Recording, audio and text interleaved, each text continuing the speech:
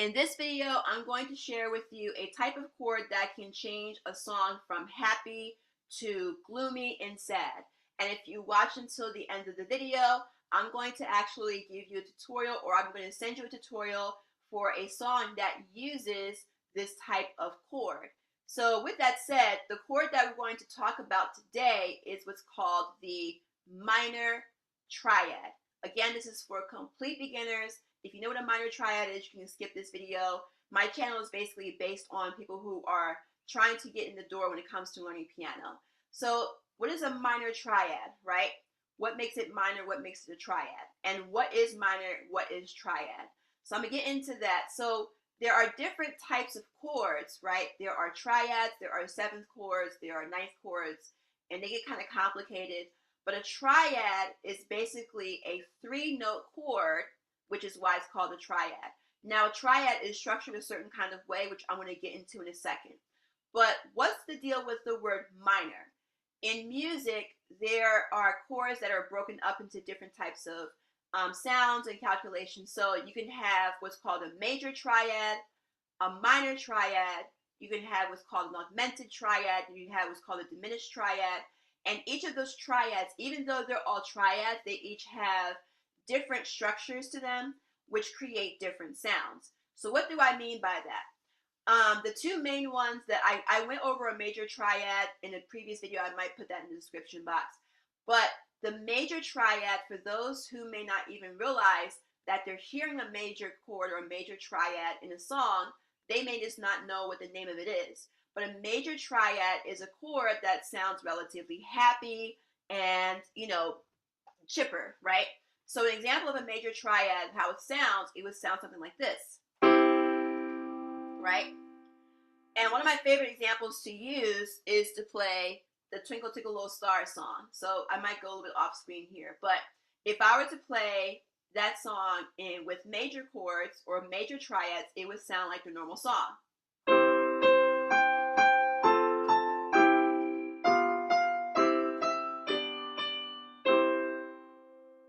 So the chords that I play with my left hand are all major chords, right? This is a major chord, this is a major chord, major chord, major chord, right? Now, what if I were to transform these chords and make the song minor, meaning basically changing the appropriate chords into minor triads? Here's how the song would sound now.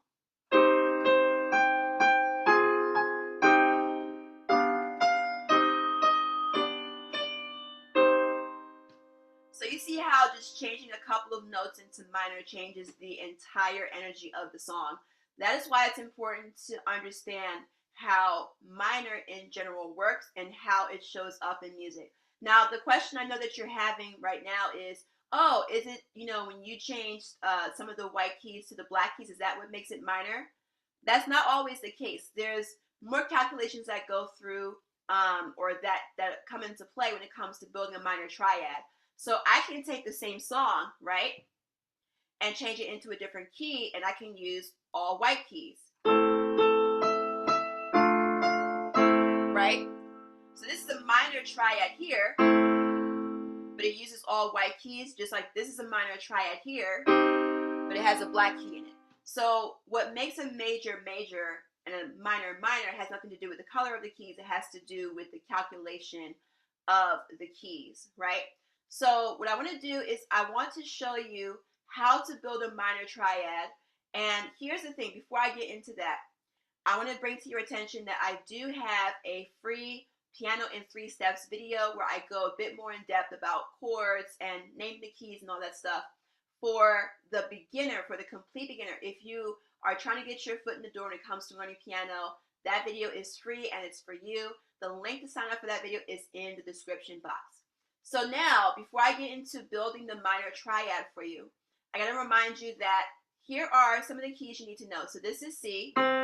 C is to the left of the 2 black keys. After C, it's D, E, F, G, A, B, and then C, and then it just repeats itself. So the whole piano is just C, D, E, F, G, A, B, C, D, E, F, G, A, B, C, as far as the white keys go, right? The black keys are named after their neighboring white keys. So if I start with C, the black key to the right is the sharp of that key. So if this is C, this is C sharp. If this is D, this is D sharp. If this is F, this is F sharp. G, G sharp, A sharp. And then the flats go the other way.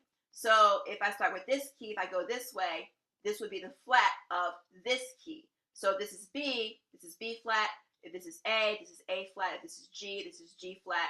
If this is E, this is E flat. If this is D, this is D flat, right? So essentially each of the keys have a name for sharp and a name for flat, right? So this would be C sharp because it's to the right of C, but it's also D flat because it is to the left of D. I know it's a lot to kind of wrap your head around, but as you get to familiarize yourself with the keys, it'll be a little bit easier to remember. Now, when it comes to triads, right? If I were to start with C, let's build a C major triad and also a C minor triad. So whatever the name of the key is, so if I call it a C triad or a C major triad, C is what's called the root of the triad, right? And then you would have E if you're building a major triad, and then G if you're building a major triad. So if we go back to the scale, right? Basically, the C major scale would just be C, D, E, F, G, A, B, C, right? So that is a major scale. Now, if we start with C, which is the root, if we were to count our way up, right, to the next key of the chord, we would go, so this would be note number 1, and then you go note number 2 and note number 3. So this note would be what's called a third above the root because it's 3 keys above C if you were to go by the scale, right? And then you would go another 2 keys from here, 1, 2, and you would get to the final note, which is a fifth above the root.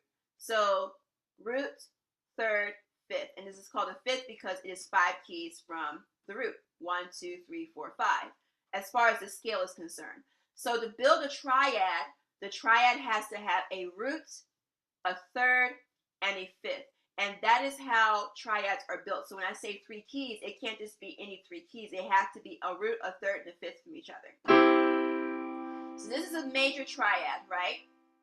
And so same thing with a minor triad. It has to have a root, a third, and a fifth from each other. Now, one of the ways that you can build a triad is, again, using the scale. But when it comes to the calculations between major and minor, it gets a little bit complicated. So I'm not going to get into the more complicated way. If you wanted to get more into like those calculations, I do have a beginner course that goes over all of that, which goes more in depth. But anyways, one of the easier ways, if you are a complete beginner, like out the gate, if you want to build a minor triad, you want to build it by starting with the root, and you use what is called half steps. So what does that mean? From here to here is a distance of a half step. From here to here is a distance of 1 half step. So to go from one key to the very next key, even from this key to this key, because there's no note in between or there's no key in between, this would be a distance of a half step, right? So if you think about the calculations for a minor triad, think of the numbers 3 and 4. So what does that mean? If you start with the root, you would then count 3 half steps first. So this would be the 0 point. You go 1, 2, 3, and then you land on this key, right? And then from here, you would count 4 half steps. So from here, this would be the 0 point, and you go 1, 2, 3, 4. So if you count exactly 3 half steps from the root and an additional 4 half steps, you will always land on a minor triad. You can hear that gloomy sound, right? And this can be applied to any key. This is one of the reasons why this is one of my favorite ways for you to calculate a minor triad, because that can be applied to any key. So if I wanted to build, for example, an A minor triad, so A would now be the root, and then from A I would count 3 half steps. 1, 2, 3, and then from there 1, 2, 3, 4, and then I'd have an A minor triad. So one of the things that you can practice doing is just use any key that you can start with and just count the 3 half steps and then the 4 half steps, and you will realize that you have come across a minor triad, right? So one of the songs that I wanted to share with you, I do have a song called, well, it's not my song, it's Alicia Keys' song. I do a song cover called Girl on Fire. Now, I like to, and when I'm doing this, I'm going to put the actual video of the song in the screen here, as well as the description box. And the reason why I chose Girl on Fire is because Girl on Fire, and it's just part of the song, has some minor chords in it. And I think it would be a great way to introduce you to some of the chords that you need to know in order to learn pop music. So I think that would be a great exercise for you to start learning songs, even if you are a complete beginner. So that should be somewhere on the screen. If you like this video, please like, comment, share, subscribe, turn on the notifications. If you have any questions, feel free to put them in the comment section. And on the end screen, I will have a playlist that this video is a part of, and the playlist is called All Things Chords. So if you want to know more about chords in general, you can click that link in the end screen and you will see a bunch of videos about chord basics and all that stuff for complete beginners. So thank you for watching. I look forward to seeing you in a future video.